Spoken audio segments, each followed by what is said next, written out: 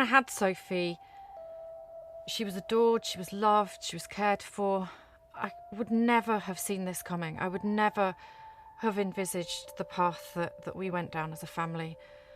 And looking back now, I actually realised that all children can be at risk. My daughter Sophie got into difficulty online.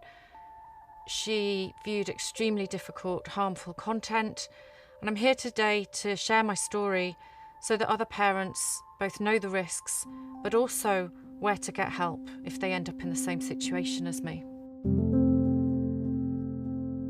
Sophie was born in the year 2000. She was a millennium baby, and she was a really easy baby. She was beautiful, bubbly, bright. She was cared for, loved, wanted. She really struggled with her mental health from an early age. When Sophie was about maybe 9, 10, we decided after a lot of pressure to allow Sophie to have a mobile phone. We were very strict in our parental controls at home. And if Sophie was at school, I know the school had a very strict policy of controlling their internet as well. And because she was vulnerable and because she had low self-esteem, she did explore the internet to her detriment and looked at some pretty awful things. Privacy settings at home don't work on their own. There are so many other ways to connect to the internet, such as 4G or public Wi-Fi.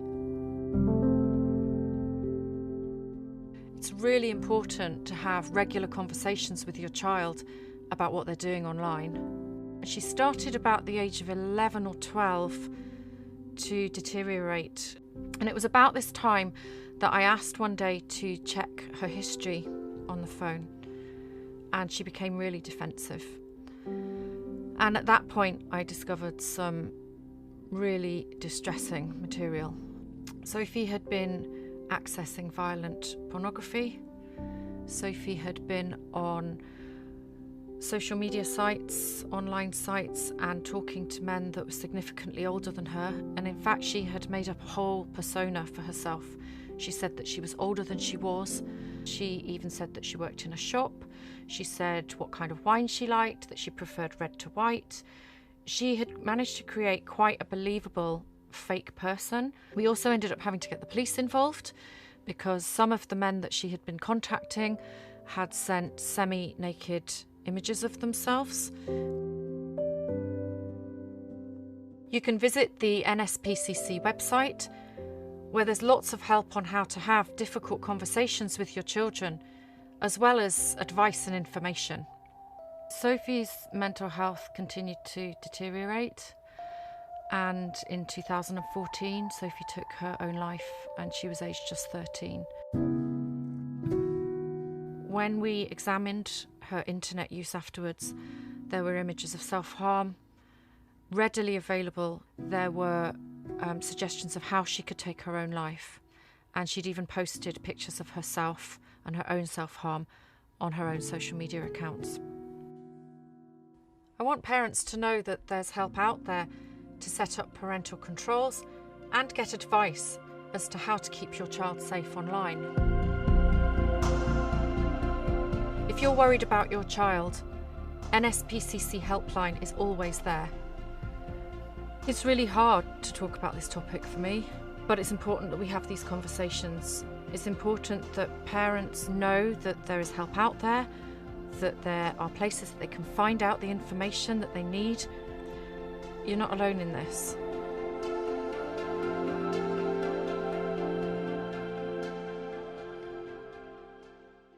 My name is Kimberly Soto. I am a wraparound coordinator at Roosevelt Middle School, and I also work for New Bedford Public Schools in the Wraparound Services Department. Today I will be talking a little bit about how using technology wisely is very important for our current teenagers and younger children. The video that I just played is to help you understand the seriousness of the situation and why it is very important for you as a parent, a caretaker, guardian, to be involved into how your child is navigating the internet.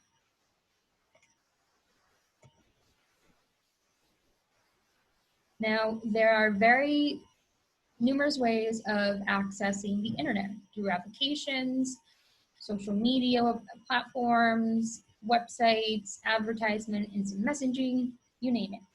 Some of the most popular ones, which might sound familiar to you, are TikTok, Facebook, Instagram, Snapchat, Twitter, and all of those. There's plenty more, but those are the most common, most popular ones, according to this graph by Sensor Tower in 2019.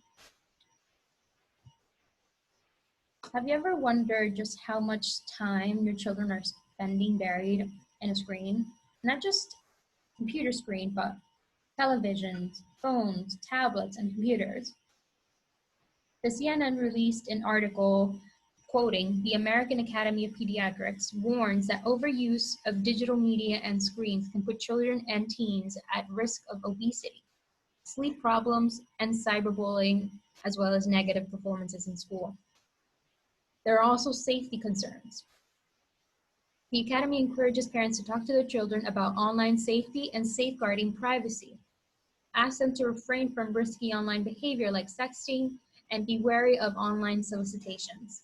We just mentioned a few of the dangers that are involved when children access these platforms or the internet.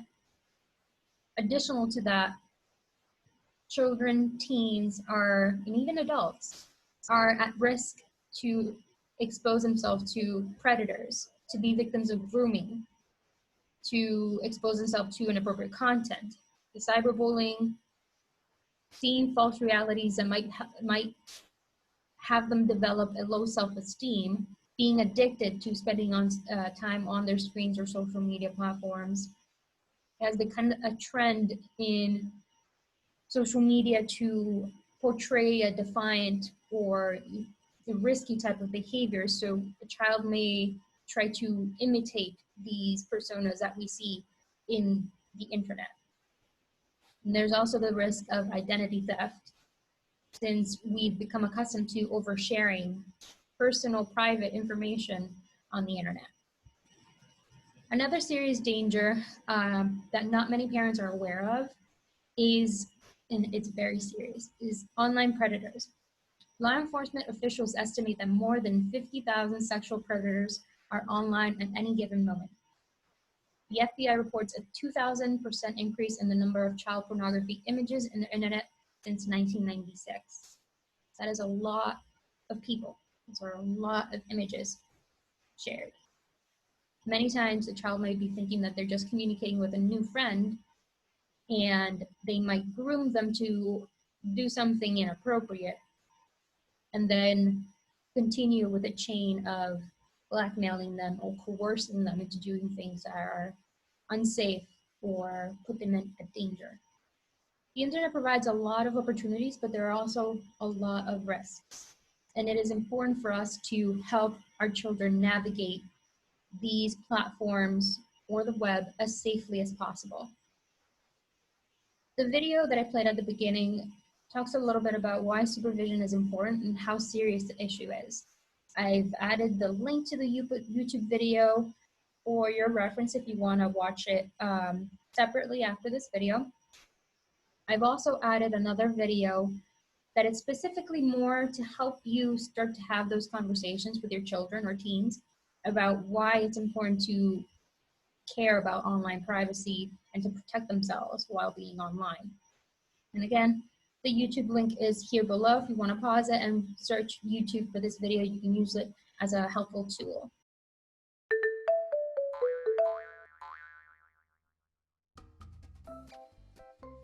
Today is my birthday. I'm gonna post a story. Let's meet outside school.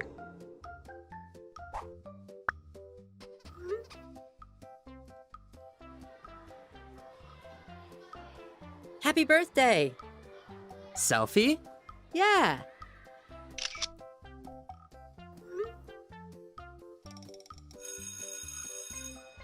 Hey guys, let's shoot some hoops. Basketball court at 4.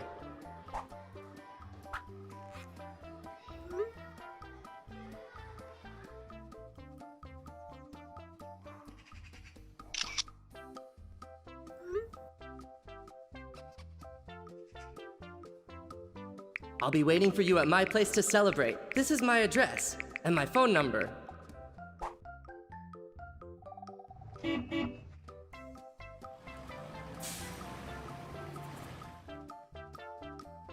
Happy birthday, David! You're very popular, aren't you? You have lots of friends. You use chats and social media all the time. They know everything about you. What you like, when your birthday is, who your friends are, the sport you play. But they could also know your phone number and where you live. Have you ever thought that what you share online could be read by someone that is not so much of a friend?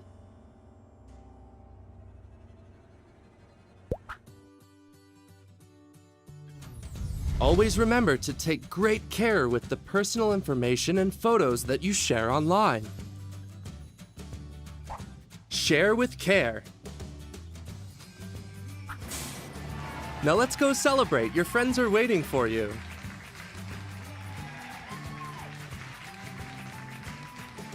Remember, pictures and information that you post or send can be easily reshared by others, so they could remain online for a very long time. Be careful when posting. Don't share phone numbers, addresses, or personal details. This information could be misused by others. Always check your privacy settings of the apps you use. It's important to know what people can see or who can contact you. When signing into a website or social media, ask an adult for help and advice. Choose a difficult password and share it only with your parents. Take great care with everything you share online. If you have any doubts, always ask an adult for help. We have two useful resources to help you understand how to best support your child. I've also added this third video, which takes it to a little bit of a higher level of the dangers of using the internet and the long-term effects that it causes in individuals, not just children, but also adults. And I think that is something that all parents, all individuals should be aware of and should be cautious of. I've again put the link to the YouTube video, the URL on the bottom of the screen if you want to pause it and look this video up and watch it for a minute. It's about 14 minutes long, but I guarantee you that you will be very shocked with the information you find. Only 15% of parents are in the know about their kids' social networking habits. Only 15%. That's a very low number. 71% of teen girls and 67% of boys who sent or posted sexually suggestive content say they sent it to a boyfriend or a girlfriend. 44% of tweens admitted they've watched something online their parents wouldn't approve of. Only 28% of parents were aware of this. 70% of children 7 to 18 years old have accidentally encountered online pornography, often through a web search while doing homework.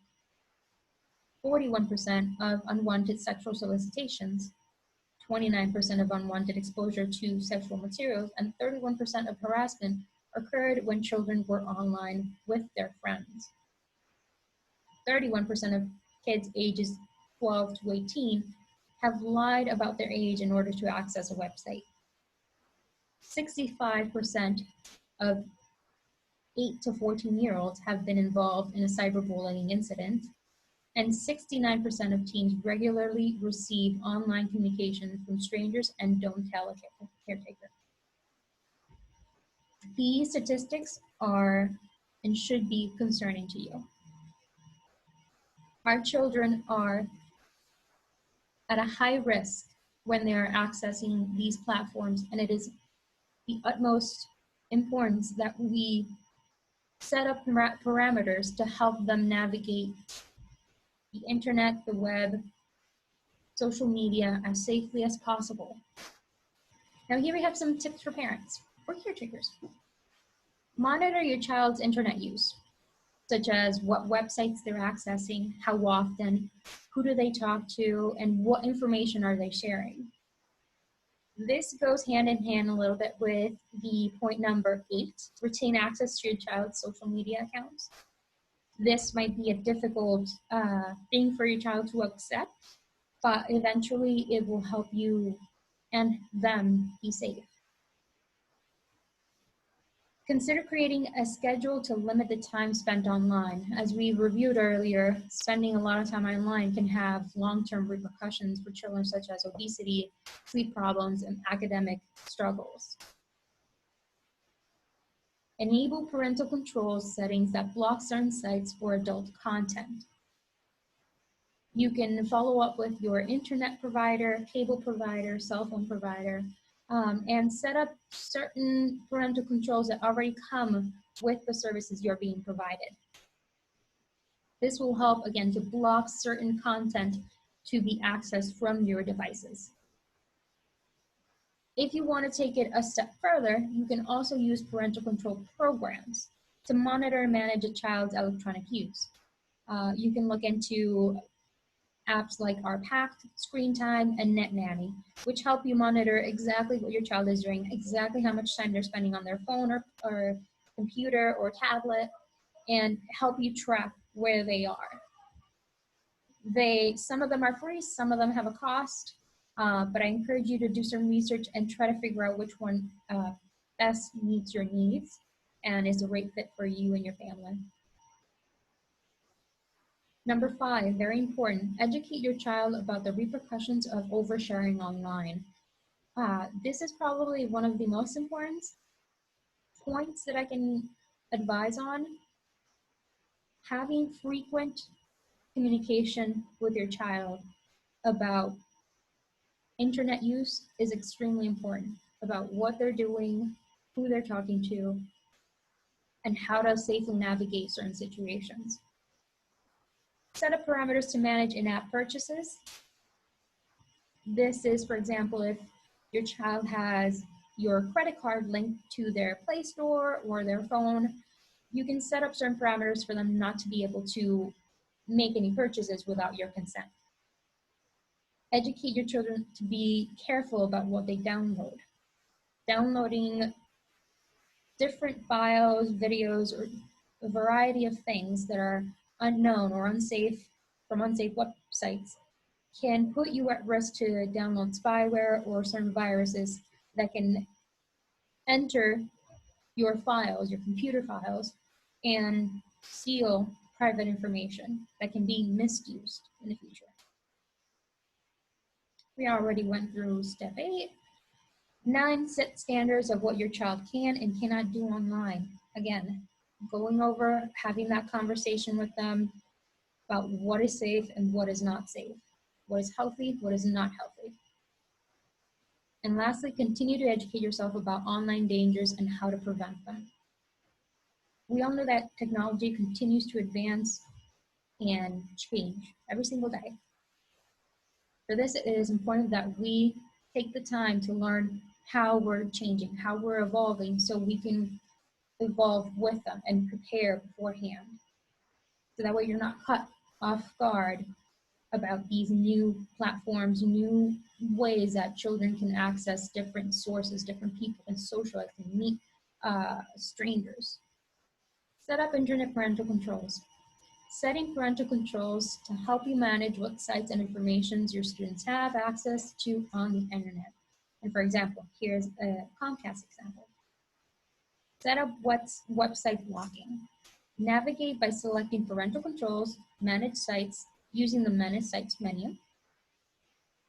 To block, you can block certain sites by their URLs. You can block certain keywords from being researched. And you can also have a list of trusted computers that will be able to access the internet that you have in your home. So if there is another new device in the home that is not recognized by the trusted list that you've already inputted, it will not allow that device to connect to the internet. If you have any more questions, I highly encourage you to reach out to your service providers to get more familiar with how to best utilize the parental controls. Here's a little acronym that might help you and your child remember to keep themselves safe while navigating the internet. S, and it goes by SMART. S, it stands for personal information is secret. Keeping that personal information secret is extremely important as it can be misused in the future by strangers and criminals. M, never meet anyone from the internet without a parent or caretaker. A, never accept messages, emails, or requests from unknown people. Remember, and R, remember, reality, not everyone tells the truth on the internet. Some people lie about who they are. T, if anything or anyone online is worrying you, tell a parent or caretaker. If you need more information, please do not hesitate to contact your school's wraparound coordinator or family engagement specialist. Thank you.